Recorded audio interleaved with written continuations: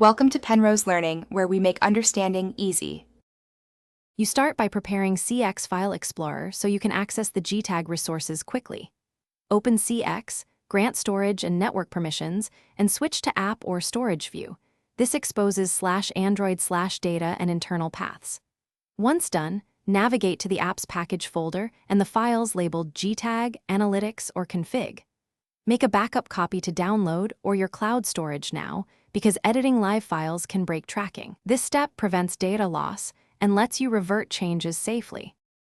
Next, locate the precise Gtag files inside the package. Gtag, JS config, JSON or XML configs. Use CX's built-in text editor or choose Open with to edit in a trusted external editor. This avoids formatting corruption. Search for keys like measurement ID, config, or client ID and make targeted changes.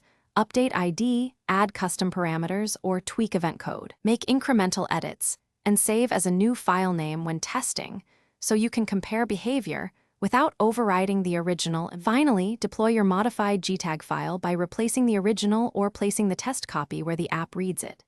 Ensure file permissions are correct. Read/write for owner and read for others, so the app can access it. Restart the app or service, then monitor network requests and analytics for Gtag hits and the updated measurement ID. If tracking fails, restore your backup immediately, validate JSON/JS syntax, and confirm the file path and naming match what the app expects. That single restore solves most problems. Thanks for watching. If this was helpful, leave a like and consider subscribing. See you next time.